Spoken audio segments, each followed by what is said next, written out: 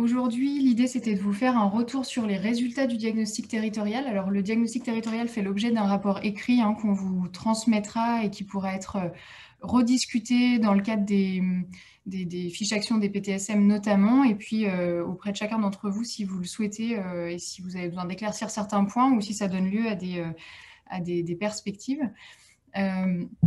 Je vais commencer le topo avec quelques données de contexte et puis des résultats généraux. Et puis, je laisserai la parole à Noémie pour la suite. Au niveau du calendrier du diagnostic territorial, ça a été le premier gros chantier du C3RB à son démarrage à l'automne 2020. Donc, on a eu un premier cadrage méthodologique de ce diagnostic qui s'est réalisé en novembre 2020. Avec la définition notamment des objectifs. Donc, on avait comme mission de réaliser un état des lieux, des ressources et des besoins en réhabilitation psychosociale sur la région.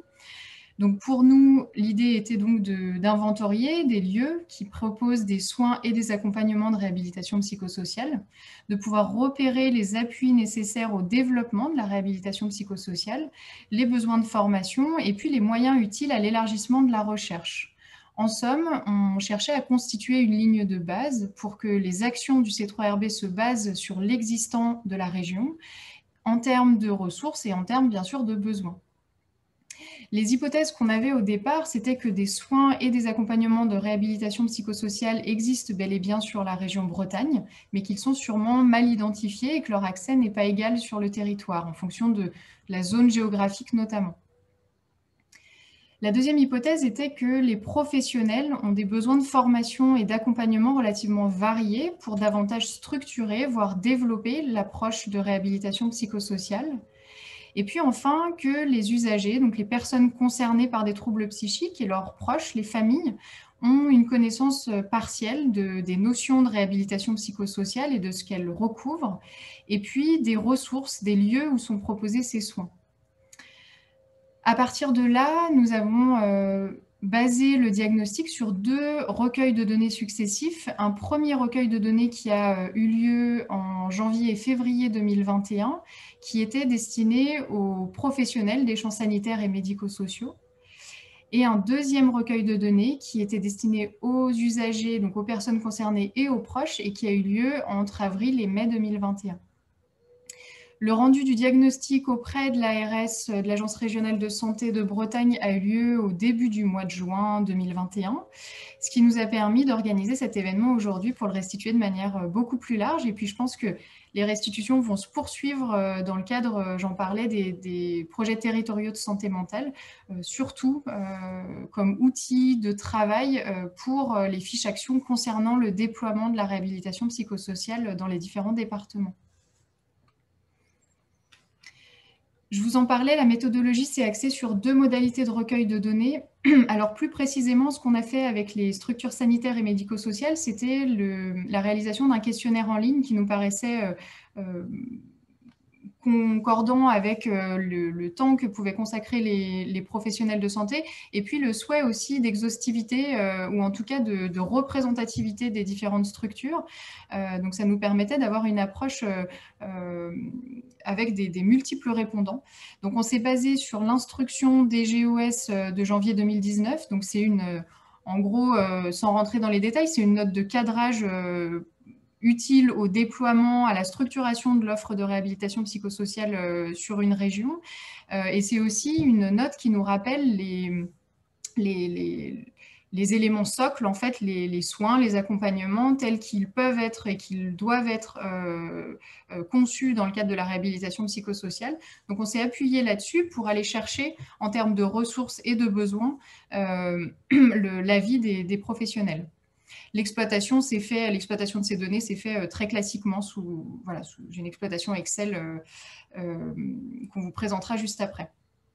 La deuxième partie était donc plus qualitative. On s'est moins attaché au nombre, mais plutôt à la qualité des réponses auprès des personnes concernées et des proches. Là, l'idée, c'était simplement de comprendre un petit peu quelles pouvaient être les représentations et les connaissances des notions de réhabilitation psychosociale, de rétablissement, et puis de recueillir quelques avis sur les besoins ressentis des personnes concernées et de leurs proches dans les parcours de rétablissement, et puis les axes d'amélioration qui étaient envisagés pour améliorer les accompagnements dans le sens de la réhabilitation psychosociale, dans le sens du rétablissement en tout cas en santé mentale. Ces entretiens ont été intégralement retranscrits et cotés par deux cotateurs indépendants qui ont fait ressortir en fait des thématiques de ces entretiens et qui ont permis de donner une analyse un petit peu plus globale de ces entretiens de groupe. Alors, on a eu beaucoup de réponses, hein, aussi bien sur le volet sanitaire que sur les entretiens. On a 121 réponses en tout pour les 2 questionnaires, donc sanitaire et médico-social. Je ne l'ai pas précisé, les questionnaires ont été quasi similaires entre le champ sanitaire et le médico-social. On y a juste apporté quelques nuances au vu des différences de pratique en fait, de ces 2 champs d'expérience, mais c'était vraiment l'idée d'avoir une base commune. Au niveau des personnes concernées et de leurs proches, on a interrogé donc, via des groupes d'entraide mutuelle, via la maison des usagers du centre hospitalier Guillaume Régnier de Rennes, 14 personnes par le biais de 4 entretiens de groupe. Et puis au niveau des proches, on est passé par les délégations départementales de l'UNAFAM. Et on a réalisé 3 entretiens de groupe, donc avec voilà, quasi toutes les délégations, sachant qu'on remercie fortement toutes les personnes là qui ont répondu, parce que les délais étaient très courts, donc il y a eu une grande réactivité de leur part, et on en a été vraiment très, très contents. Pour ce qui est des répondants professionnels, on voit que, aussi bien dans le champ sanitaire que médico-social, le territoire, en tout cas les 4 départements, ont bien été sollicités et ont bien répondu à ce questionnaire. Avec effectivement un centre Bretagne qui est moins représenté pour ce qui est du médico-social, mais qui témoigne sûrement de l'offre en tout cas. Mais on voit que dans la diversité des types de structures sanitaires ou des domaines d'accompagnement du médico-social, on est là aussi dans des choses assez variées. Donc on pense en tout cas qu'il y a une certaine représentativité des données qu'on va vous présenter juste après. Et puis avant de passer la parole à Noémie, dans l'analyse très globale qu'on peut faire de ce diagnostic territorial, on note qu'il y a on perçoit en tout cas une forte dynamique autour de la réhabilitation psychosociale en Bretagne. En témoigne le nombre de personnes qui a répondu présent à ce diagnostic territorial, et puis dans la nature des réponses données bien sûr, et que cet intérêt il est marqué aussi bien de la part des professionnels du champ sanitaire comme médico-social que des personnes concernées et de leurs proches. Alors, de manière assez dichotomique, mais qui donne un petit aperçu, au niveau du territoire, on note quelques forces, notamment la formation des professionnels du sanitaire aux outils et principes de la réhabilitation psychosociale. D'un autre côté, au niveau du médico-social, une culture qui ressort des questionnaires de l'implication de la personne dans son parcours, de l'approche globale de l'accompagnement. Donc voilà, particulièrement vrai dans le médico-social. Et puis, à noter l'expérience de quelques équipes qui est non négligeable, en fait, des 2 secteurs dans la transmission de savoir et de compétences. On y reviendra un petit peu plus tard. Dans les fragilités, c'est quelque chose qui est bien noté par les proches et par les personnes concernées, l'impression d'un manque de lisibilité et d'harmonisation des pratiques entre les différents secteurs géographiques, entre les différents services, et le manque de lisibilité qui nuit du coup à l'accessibilité aux services. La deuxième chose, c'est qu'il apparaît un manque de structuration et d'intégration d'outils de réhabilitation psychosociale dans les structures, malgré le fait que les professionnels, on l'a vu, au niveau du champ sanitaire au moins, sont quand même relativement formés à la réhabilitation psychosociale. Donc là encore, ça donne lieu à des bases de travail pour le C3RB, peut-être dans le cadre de ces missions d'appui, hein, on vous en parlait hier, donc dans la mise en œuvre effective des programmes de réhabilitation psychosociale dans les équipes, et qui ne se limitent pas à la simple formation. la démarche d'évaluation dans les parcours qui paraît peu systématisée au vu des réponses au questionnaire et qui est quand même un socle de la réhabilitation psychosociale, c'est-à-dire de partir d'une évaluation pluriprofessionnelle, multidomaine et qui implique l'avis de la personne sur sa situation. Donc ça, c'est quelque chose aussi qui nous est apparu comme un point sûrement qui sera à améliorer, ou en tout cas de réfléchir là-dessus de manière collégiale au niveau de la région. On tend à remarquer, alors dans les questionnaires et puis dans les dires des personnes concernées, qu'il y a sûrement un manque d'implication de la personne concernée dans son parcours, pas parce qu'elle ne le souhaite pas, mais parce que finalement, dans notre culture d'accompagnement professionnel, on a sûrement des choses à améliorer de ce côté-là. Et puis enfin, le travail partenarial au service d'une approche globale de parcours qui serait sûrement à consolider. Alors, je passe la parole à Noémie pour les analyses descriptives du diagnostic. Merci beaucoup, Cyrielle. Donc, dans cette partie B, nous allons passer aux analyses descriptives. Donc, vraiment, c'est analyser un peu les données brutes qu'on a recueillies suite au questionnaire et aux entretiens avec les personnes concernées et les proches. Donc, on peut tout de suite passer à la partie concernant le champ sanitaire. Merci, Cyrielle. Donc, un premier point sur les ressources qu'il y a pour les professionnels du sanitaire. Alors, on peut noter, c'est encourageant, tout d'abord que 79% des équipes interrogées disent proposer des soins de RPS et que 82% des équipes ont le projet de développer leur offre de RPS, alors que ce soit développer des projets existants ou alors créer des projets de réhabilitation psychosociale. Concernant la composition des équipes, donc ça reste assez classique. On voit que 97% des équipes ont un psychiatre, un cadre de santé, des infirmiers. On retrouve aussi les assistants de service social, les psychologues cliniciens. Après, on peut noter que moins de la moitié des équipes ont des aides-soignants, des psychologues ou neuropsychologues et des ergothérapeutes. Ça peut poser problème, ça peut être un frein justement aux évaluations de RPS, notamment les évaluations fonctionnelles qui peuvent être réalisées par les ergothérapeutes ou alors les évaluations neuropsychologiques. Dans ces équipes, on note que 39% identifient un ou des coordinateurs de parcours. Alors, coordinateur de parcours ou professionnel référent, il y a plusieurs dénominations. Mais donc voilà, vraiment une personne qui suit l'accompagnement sur la longueur et qui fait le lien entre les professionnels et la personne suivie. Concernant les pratiques de RPS proposées par les équipes, donc la pratique la plus proposée, la plus développée, c'est donc l'éducation thérapeutique du patient. C'est vraiment des programmes qui permettent de mieux comprendre les troubles et d'apprendre à les gérer, à vivre en autonomie avec ces troubles. Suivent ensuite l'entraînement aux habiletés sociales, donc là qui est utile pour mieux comprendre l'autre et faciliter les échanges avec autrui. Puis les entretiens motivationnels qui sont très importants, eux, dans la construction ou la reconstruction de l'estime de soi, de la confiance en soi. Puis les thérapies comportementales et cognitives. Donc de nouveau, ça va participer à l'amélioration des habiletés sociales et aussi à la gestion des émotions.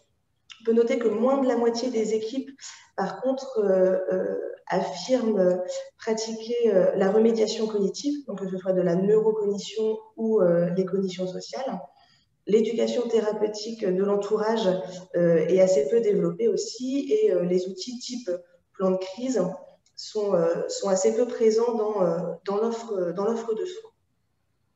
En ce qui concerne l'évaluation, donc le dernier histogramme en bas à droite, on peut noter qu'en bleu, vous pouvez voir les évaluations qui sont menées de manière systématique et en rouge, la partie des évaluations où les équipes ont répondu qu'elles le faisaient souvent, mais donc pas tout le temps.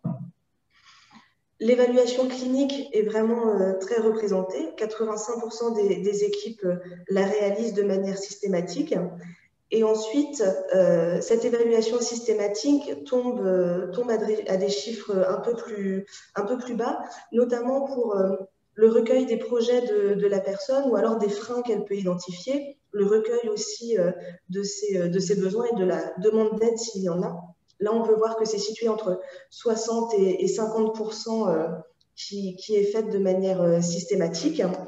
Et ensuite, les évaluations somatiques, les évaluations psychocognitives et d'autres évaluations sont faites assez rarement de manière systématique. Donc, comme l'a précisé Cyrielle, l'évaluation est vraiment le socle de base du programme de réhabilitation. Et donc, une évaluation systématique facilite la mise en place ensuite du projet d'accompagnement et donc du programme.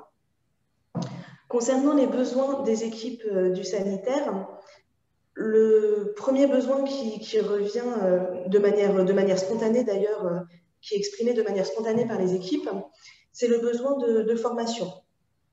Alors, il y a plusieurs formations qui ont été repérées par les équipes comme vraiment nécessaires.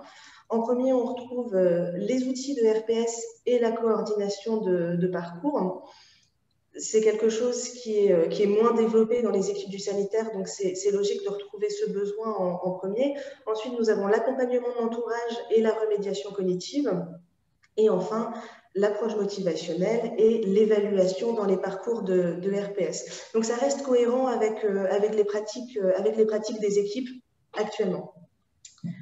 Concernant l'implication dans la recherche, alors il faut savoir que la recherche n'est vraiment pas très développée en Bretagne, c'est plus avancé dans d'autres régions qui pratiquent la réhabilitation depuis déjà plusieurs années. Donc là, les besoins sont assez simples. Les besoins des équipes, c'est surtout de l'information et de la formation pour rejoindre des recherches en cours, vraiment un premier socle d'information. Et aussi, pourquoi pas, de l'appui au développement des projets, parce qu'il y a vraiment très peu de projets en cours, donc ce sera vraiment quelque chose à créer et un mouvement à lancer. On a aussi des besoins de travail en réseau. Alors là, les équipes ont vraiment mis en avant le partage avec d'autres professionnels, alors que ce soit avec des journées de travail, de l'échange des pratiques ou des conférences. On note aussi un besoin d'information. Donc, 73% des équipes ayant répondu disent qu'un site internet peut être un bon moyen pour partager l'information au plus grand nombre. Donc voilà, dans le travail en réseau, c'est vraiment les deux items, le partage d'informations et l'échange avec les autres professionnels. Enfin, un dernier besoin qu'on tenait à souligner, c'est les besoins de partenariat. Donc, les équipes du sanitaire ont mis trois champs de partenariat à développer, l'autonomie, l'insertion professionnelle et le logement. On remarque que ce sont des champs d'action qui sont plutôt liés aux structures médico-sociales. Donc, là où le sanitaire voit des partenariats à développer, ça va être des partenariats externes et à développer avec le médico-social. Concernant le médico-social, donc on va passer à l'analyse du questionnaire des équipes médico-sociales. Comme Cyrielle l'a précisé, c'était un questionnaire similaire avec quelques différences du fait de la différence de secteur. Donc pour le médico-social, on peut noter qu'il y a 90%, donc c'est une grosse majorité des équipes qui proposent des soins ou des accompagnements de RPS, et encore 75% qui ont le projet de développer leur offre. Donc c'est encore une fois très, très encourageant pour la RPS en Bretagne. On peut noter aussi qu'il y a une identification des coordinateurs de parcours dans les équipes qui est un peu plus haute dans le médico-social, avec 49%, c'était 39% dans le sanitaire. Donc c'est vrai que cette idée d'accompagnement dans le parcours est peut-être plus développée dans le médico-social. Donc sur la droite, vous pouvez voir les domaines d'accompagnement. Donc les équipes ont répondu de manière assez haute à beaucoup de domaines d'accompagnement, que ce soit les relations sociales, la santé physique, l'autonomie, les loisirs. C'est vraiment un accompagnement global sur tous les champs d'action possibles. Et d'ailleurs, on peut noter que 85% des équipes discutent du projet d'accompagnement avec la personne. Donc, c'est vraiment une prise en charge assez générale. on a bien cette idée de parcours. Concernant les outils d'évaluation utilisés, donc la majorité des équipes utilisent des outils créés par la structure, donc pour leur propre équipe. Ensuite suivent les outils de RPS un peu plus classiques, si je puis dire, avec les bilans éducatifs partagés, les auto-questionnaires, les outils d'auto-évaluation comme les LADEB ou l'ARS. Mais ce qui est important de noter dans ce schéma, c'est qu'aucune des équipes du médico-social n'utilise d'échelles, que ce soit des échelles d'autonomie ou des échelles cliniques. Donc vraiment, les échelles, ce sont les outils les plus formalisés qu'on puisse utiliser, et les équipes ne les utilisent pas. Elles préfèrent des outils vraiment créés pour elles. Donc, concernant les besoins des équipes du médico-social, les principaux besoins, donc c'est pareil, énoncés de manière spontanée. C'est en premier l'échange avec les partenaires, ensuite la formation, puis vient la formalisation de l'évaluation. Donc on peut vraiment lier ça aux chiffres que je viens de vous présenter.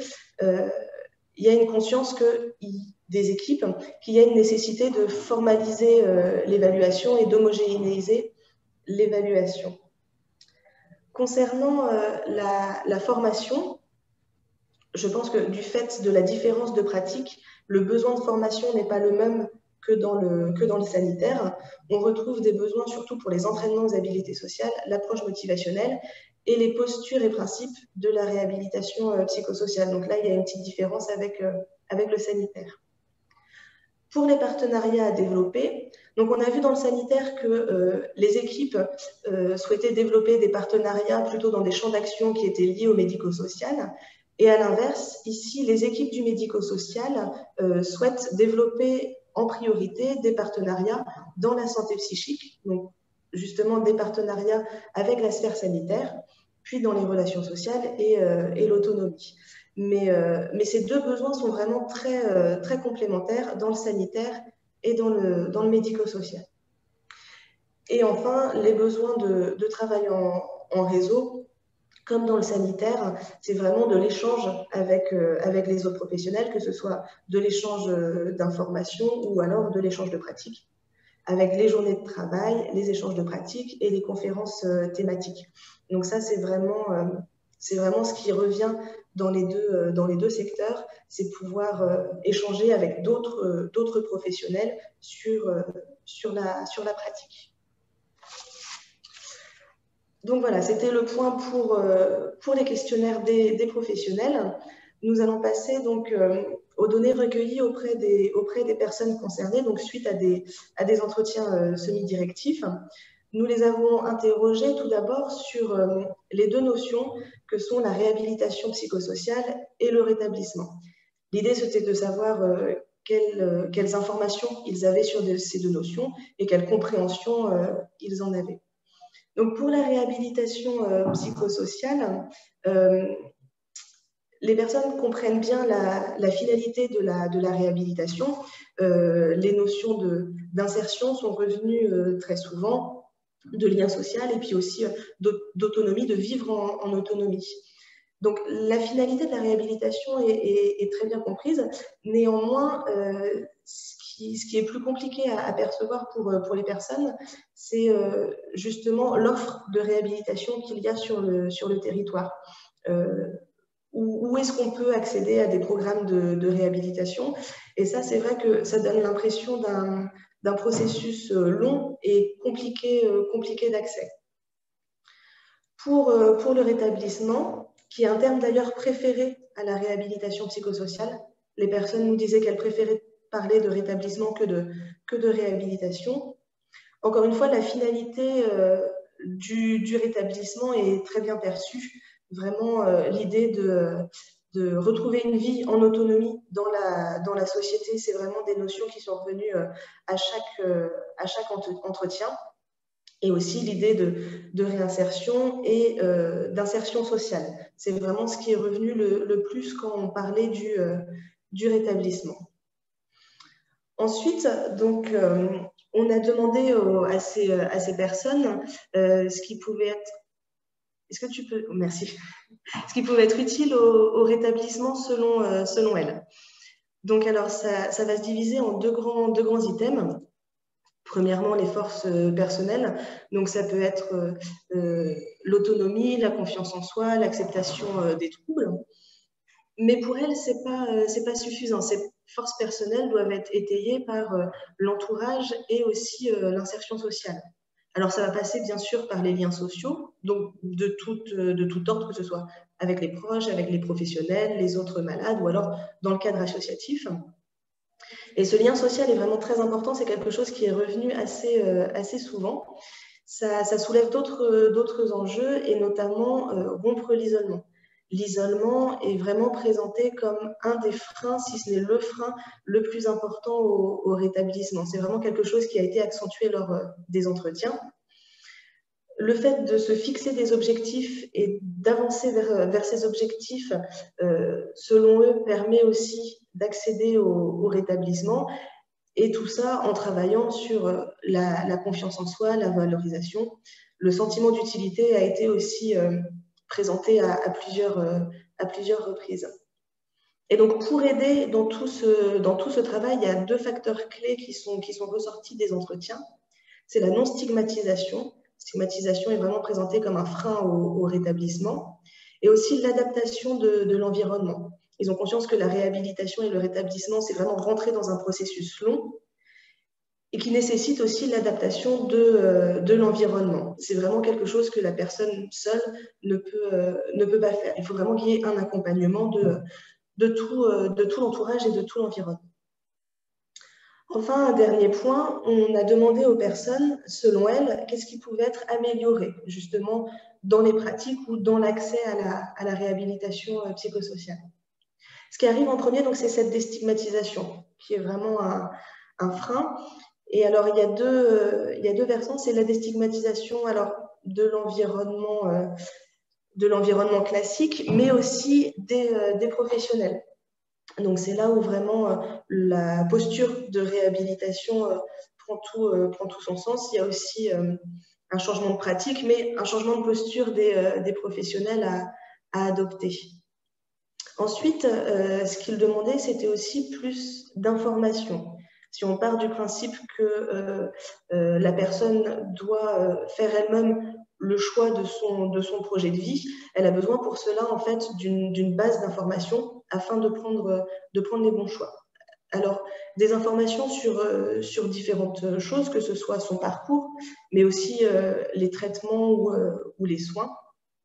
Et ce qui nous a été précisé dans quelques entretiens, dans beaucoup d'entretiens même, c'est que cette information peut passer par les professionnels, mais peut aussi passer par les pairs, tout simplement, justement, avec cette différence de posture. Selon elle, il est plus facile d'échanger avec d'autres malades qui ont qui ont un vécu similaire, en fait, au leur. Et enfin, les personnes interrogées ont bien conscience aussi que cette difficulté qu'il peut y avoir à accéder à des programmes de réhabilitation, c'est aussi tout simplement une question de moyens, que ce soit des moyens humains ou des moyens financiers. Donc, les trois points principaux pour eux, c'était limiter le turnover, parce que c'est vrai qu'à chaque changement de médecin, à chaque changement d'équipe, il y a ce travail à faire de nouveau de liens. Donc, une limite du turnover permet un meilleur suivi dans le temps et puis évite les ruptures de parcours. Évidemment, ça permettrait aussi davantage d'activités thérapeutiques. Et ce qui est très important pour elle aussi, c'est de maintenir les GEM. Les GEM nous ont été présentés comme vraiment une pierre importante de ce retour de lien social et d'échange avec les pairs. C'est vraiment quelque chose qui était mis en avant. Donc voilà ce qu'on a pu retenir des entretiens avec les personnes concernées par des troubles psychiques. On a eu ensuite des entretiens avec le proche où on les a interrogés sur les mêmes notions, donc la réhabilitation psychosociale et le rétablissement. Et on retrouve vraiment des données similaires. La finalité de la réhabilitation psychosociale est comprise, mais les termes et les pratiques sont un peu flous. Vraiment, ça va demander de notre part une meilleure information sur ce qu'est exactement la réhabilitation psychosociale. Excusez-moi. C'est aussi du coup quelque chose qui leur semble peu accessible, justement du fait de cette méconnaissance, et ils ont l'impression d'un accès inégal selon le secteur géographique ou selon les équipes qui prennent en charge. Donc ça va nécessiter une harmonisation aussi en Bretagne des pratiques et des prises en charge. Concernant le rétablissement, ils ont bien conscience que c'est la finalité de la réhabilitation psychosociale, que vraiment l'idée, c'est de vivre en autonomie et de vivre malgré ou avec ces troubles. Et ils ont précisé quelque chose qui leur tenait à cœur, c'était aussi la notion de rétablissement pour l'entourage. On parle de rétablissement comme un processus au long cours pour la personne, mais c'est aussi un processus pour l'entourage, donc que ce soit la famille ou les amis, il faut vraiment que ce soit engrangé aussi dans l'entourage, ce processus de rétablissement. Ensuite, nous les avons interrogés sur, selon eux, ce qui pourrait favoriser le rétablissement. Donc là, c'est vraiment l'accompagnement qui a été mis en avant. On retrouve cette notion de coordinateur de parcours qui est vraiment extrêmement importante dans les entretiens. Ça revient très souvent. Et tout simplement, ce coordinateur de parcours va permettre une continuité dans la prise en charge. L'idée, c'est vraiment que le parcours de la personne ne s'arrête pas en sortie d'hospitalisation. C'est vraiment que ça commence le plus tôt possible, que ça continue lors des hospitalisations et que ça se poursuive dans la vie quotidienne à la sortie de l'hospitalisation. Puis le deuxième point, vraiment ce qui est utile au rétablissement selon eux, on retrouve la même idée que chez les personnes concernées, c'est l'activité et l'insertion sociale, avec des notions qui ont déjà été mises en avant dans les premiers entretiens. C'est la valorisation, le travail sur l'estime de soi, le travail sur la socialisation et donc développer le lien social. Et aussi un point sur l'insertion professionnelle qui est très importante selon les proches, mais qui doit se faire toujours de manière adaptée. Donc là, on retombe sur l'adaptation de l'environnement. Ce que les proches précisent, c'est que cette insertion professionnelle doit se faire avec un accompagnement adapté et puis la possibilité pour la personne d'expérimenter, de tester, de revenir, tout ça en continuant la prise en charge. Et donc finalement, on leur a aussi demandé, c'était le dernier point des entretiens, ce qui était utile aux proches, donc ce qui leur était utile. Ce qui revient en premier, c'est l'information. Vraiment, le besoin d'information est très grand. Et aussi la formation des proches.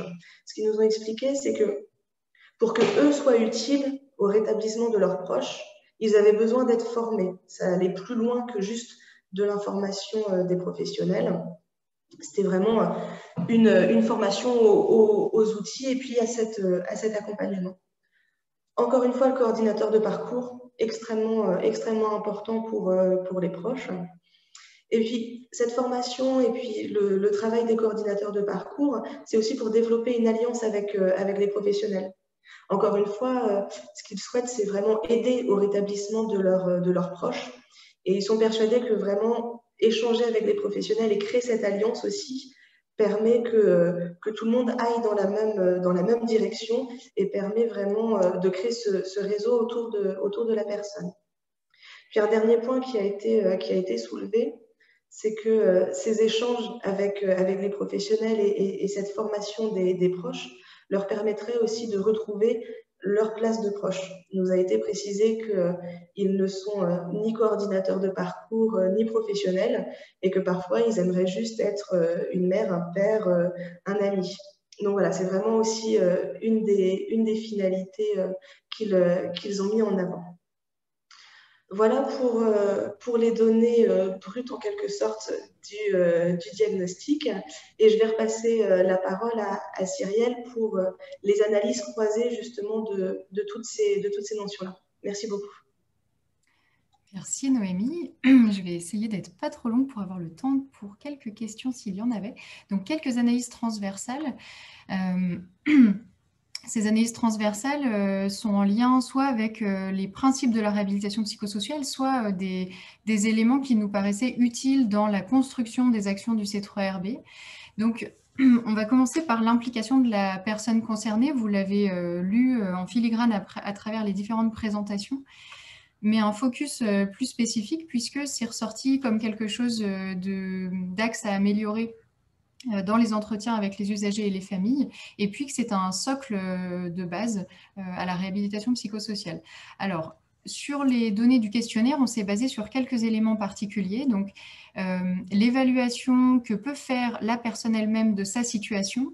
On voit effectivement que dans les pratiques professionnelles, c'est pas quelque chose qui est systématisé. C'est-à-dire que demander l'avis de la personne sur ses projets, sur ses attentes, donc c'est-à-dire sur la direction que doivent prendre, enfin l'objectif en tout cas que doivent prendre les accompagnements, l'identification de ses propres ressources et de ses freins. On a vu à quel point les personnes concernées disent qu'elles ont elles-mêmes des ressources et que c'est un point particulièrement important dans le chemin vers le rétablissement que de pouvoir prendre en compte toutes ces ressources personnelles en termes de force de caractère, de capacité, de compétences.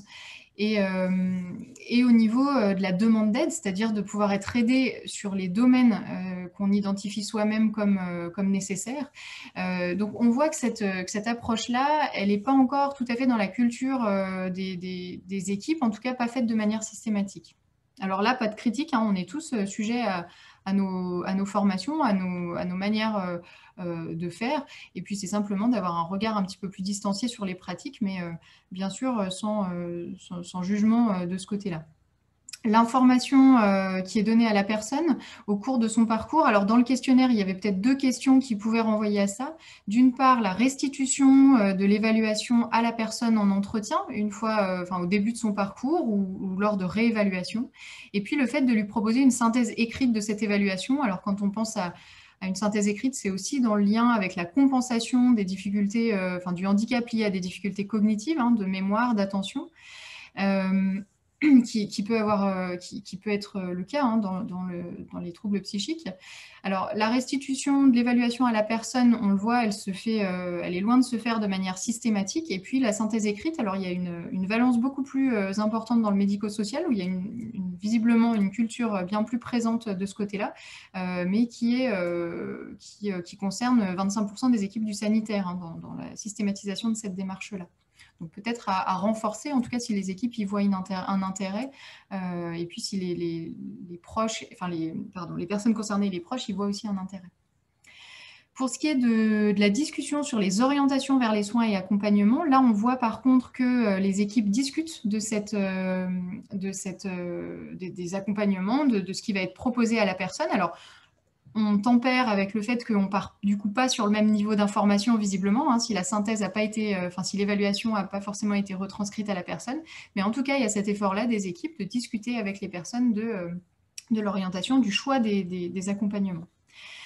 Enfin, la dernière chose qui pouvait concerner l'implication de la personne dans son parcours, c'est l'utilisation d'outils d'auto-évaluation et d'auto-support. Alors, les outils d'auto-évaluation, c'est tout ce qui va concerner, par exemple, les échelles, donc des questionnaires qui interrogent la qualité de vie, l'estime de soi ou plein d'autres domaines, ou encore l'ELADEB, donc qui est l'échelle lausannoise d'évaluation des besoins, où la personne est invitée par des tris de cartes successifs à dire là où elle se sent en difficulté dans différents domaines de vie et là où elle a besoin d'aide. Donc ça rejoint un petit peu les outils d'évaluation de la situation qui impliquent vraiment la personne. Et puis les outils d'autosupport, on pourra en reparler, c'est l'idée des outils comme le plan de crise conjoint ou l'outil GPS qui servent à la personne dans son parcours vers le rétablissement à identifier ses facteurs de force, ses stratégies, les personnes qu'elle peut solliciter, comment elle peut le faire, ou plein d'autres supports, en tout cas des outils qui peuvent lui servir au quotidien pour se sentir mieux et améliorer son parcours vers le rétablissement. Donc ces outils, que ce soit d'auto-support ou d'auto-évaluation, on remarque qu'ils sont très très peu utilisés. Alors j'ai plus tous les chiffres en tête, mais on est de l'ordre sûrement de 10 à 20% des équipes selon le cas, sûrement par méconnaissance ou peut-être par manque d'intérêt des équipes. On plancherait plus sur la méconnaissance de ces outils et avec là l'idée du C3RB de renforcer l'information sur les outils existants qui sont multiples et variés.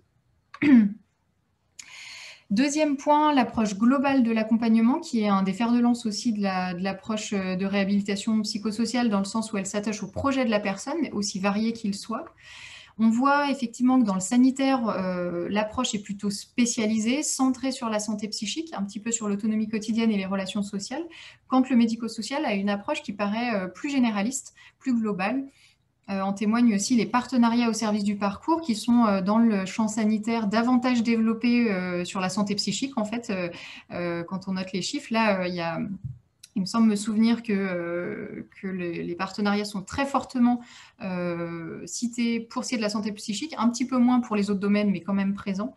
Et puis on voit que pour le médico-social, et Noémie l'avait rappelé, le champ la variété de partenariats et la quantité d'équipes qui sont en partenariat dans ces différents domaines est bien plus élevée. La fonction de référent de parcours, Noémie en a parlé, ça parle de l'approche globale de l'accompagnement. Alors, elle est encore très peu présente, enfin assez peu présente dans les équipes, un petit peu plus dans le médico-social. On remarque à travers le questionnaire que les pratiques de la coordination de parcours sont assez variées finalement. Cette fonction, et ce qui n'est pas forcément un problème en tout cas, mais elle peut être exercée par un ou plusieurs professionnels et par des professionnels relativement variés. On voit enfin dans cette approche globale de l'accompagnement que les liens de coopération, alors avec un focus sur les liens de coopération entre le sanitaire et le médico-social, je tiens à préciser qu'on n'oublie pas le champ du droit commun et le champ du travail social, mais c'est vrai que pour les besoins de ce diagnostic-là, on s'est vraiment focalisé sur le sanitaire et le médico-social dans des soucis clairs de méthodologie et de temps imparti pour ce diagnostic.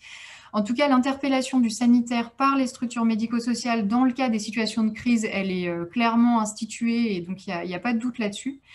Pour ce qui est par contre de la co-construction de projet de la personne qui mêlerait les équipes du sanitaire et du médico-social. Alors, les équipes du sanitaire ont l'impression que ça se fait quand même relativement. 64% ont l'impression que cette co-construction est effective, contre 42% du médico-social, donc avec un avis un peu plus nuancé de la part du médico-social. Donc là aussi, peut-être dans les besoins qui sont cités d'échanges de pratiques, de travail ensemble, on voit bien qu'il y a sûrement des choses encore à consolider de ce côté-là. Et puis, c'est aussi l'enjeu des projets territoriaux de santé mentale. Donc, il y a vraiment un mouvement de ce côté-là. On se rend compte qu'on a besoin des autres pour accompagner les personnes qui ont des besoins divers et variés. Et donc, je crois qu'il y a un élan assez collectif. Et puis, on a besoin encore d'améliorer nos outils et nos modes d'action pour y arriver. Quand on a fait ce diagnostic territorial, l'idée était aussi de pouvoir structurer sur la région l'offre de réhabilitation psychosociale. Dans les autres régions en France, souvent les choses se sont dessinées autour d'un centre qui rayonnait à travers le département, voire la région, qui pouvait proposer à la fois des soins experts, de la formation, de la recherche. Et puis, autour de ce centre, un peu des structures qui se sont déployées. Alors, on s'est demandé si en Bretagne, c'était un peu la même chose, si on retrouvait des équipes qui étaient particulièrement rayonnantes sur la région. Alors, sur le domaine de l'expertise clinique, on voit que finalement, chaque structure a développé une offre de soins, des partenariats spécifiques en lien avec les besoins perçus. Sur ce qui est d'équipes qui pourraient proposer absolument l'ensemble des soins et outils de réhabilitation psychosociale qui sont listés dans l'instruction DGOS de 2019 dont on a parlé tout à l'heure. Finalement, on en a très peu. Il y a 2,5% des équipes du sanitaire, donc ça fait, il me semble, 2 équipes sur les 80 et quelques répondants. Par contre, on a un tiers des équipes qui sont très proches de proposer l'ensemble de ces outils. Les équipes qui participent à la recherche, Noémie vous l'a dit, elles sont très peu nombreuses, hein, 3 équipes dans le sanitaire, 1 équipe dans le médico-social. Donc l'implication serait sûrement à renforcer. C'est toujours des choses qui demandent du temps, qui demandent des moyens à la fois techniques et humains. Mais en tout cas, si on veut s'intégrer dans le paysage national et puis valoriser les pratiques de réhabilitation psychosociale, c'est sûrement quelque chose sur lequel on pourra essayer de réfléchir et travailler pour viser à renforcer la recherche dans le domaine de la réhabilitation psychosociale. Pour ce qui est des formations, on a un nombre non négligeable, là, pour le coup, d'équipes, donc 1 équipe sur 5 environ dans le champ sanitaire et médico-social qui propose déjà des formations à ses partenaires. Donc, selon les besoins sûrement et les capacités des équipes, on a des formations assez généralistes sur la réhabilitation psychosociale ou sur le handicap psychique, ou des formations plus spécialisées à certains outils de réhabilitation psychosociale, à de l'éducation thérapeutique ou à d'autres choses. Donc ça, c'est sûrement des pratiques qu'il faudrait valoriser, renforcer, aider, soutenir, et puis à développer sur la région. Le dernier point, du coup, qui fait lien avec la notion de formation, donc c'est la formation des équipes et le lien avec les pratiques existantes qui renvoient chez nous à structurer un peu nos missions d'appui aux équipes et de formation. Alors, donc encore une fois, on a fait un peu le distinguo entre le secteur sanitaire et le secteur médico-social. Ce qui ressortait des entretiens avec les usagers et les familles, c'est que les familles appelaient de leur vœu des formations conjointes du sanitaire et du médico-social pour parler un langage commun, hein, ce souhait d'acculturer l'un et l'autre des 2 champs pour qu'il y ait des pratiques qui soient cohérentes quand on est autour du parcours d'une même personne. En pensant notamment à la possibilité d'utiliser des outils qui sont utilisés dans le cadre des proches. Donc, je pense au module Pro-Famille qui puisse être adapté et puis proposé comme un tronc commun pour les professionnels. Donc ça, c'est un exemple. En tout cas, ce qu'on remarque, c'est qu'au niveau du secteur médico-social, il y a finalement assez peu de formations aux outils et techniques spécifiques labellisés, on va dire, de réhabilitation psychosociale, hein, que sont les entraînements aux habiletés sociales, l'entretien motivationnel, l'éducation thérapeutique. Par contre, dans les pratiques qui sont proposées, finalement, des choses qui se font, autour des habiletés sociales, des choses qui se font autour de l'accompagnement, du développement de la motivation personnelle des personnes accompagnées, autour des techniques de thérapie cognitive et comportementale. Et puis, à l'inverse, du côté du sanitaire, on a 35%, donc un tiers des équipes qui ont au moins un professionnel de leur équipe formé à la plupart des techniques de réhabilitation psychosociale. Hein. Globalement, on a un tiers, c'est-à-dire un tiers d'équipes qui sont très très peu formées, un tiers qui, comme je vous le disais, qui a un professionnel au moins formé à la plupart des techniques, et puis le tiers restant qui est un peu dans l'entre-deux. Et plutôt une adéquation du coup entre les formations, entre les formations qui ont été dictées et puis les pratiques proposées. Donc, qui est pas le cas un peu de partout, donc il y a sûrement un besoin d'appui quand même dans certains domaines, mais voilà, qui se retrouve quand même sur certains axes. Et puis des réponses, alors peut-être liées à la méconnaissance du champ d'action de certains professionnels. Par exemple, il y a une plus forte proportion de neuropsychologues dans les équipes que de professionnels formés à la remédiation cognitive, par exemple. Donc, il y a peut-être aussi des choses qui seraient à rediscuter au sein des équipes. J'en ai terminé pour les analyses transversales. On rappelle à ceux qui étaient là hier qu'on a différents moyens de nous contacter, et notamment des pages très récentes sur 2 réseaux sociaux, que sont LinkedIn et Twitter. Donc n'hésitez pas à venir et on essaiera de publier de l'actualité émanant du C3RB, et puis on aimerait bien aussi en publier qui émergent de vos structures et des besoins que vous avez. Hein. On a commencé à le faire avec le centre de Billy et le Moulin Vert pour une offre d'emploi, donc on peut continuer à le faire. Donc voilà. Donc, en tout cas, je vous remercie de votre attention, et puis on sera ravis de répondre à quelques questions s'il y en avait.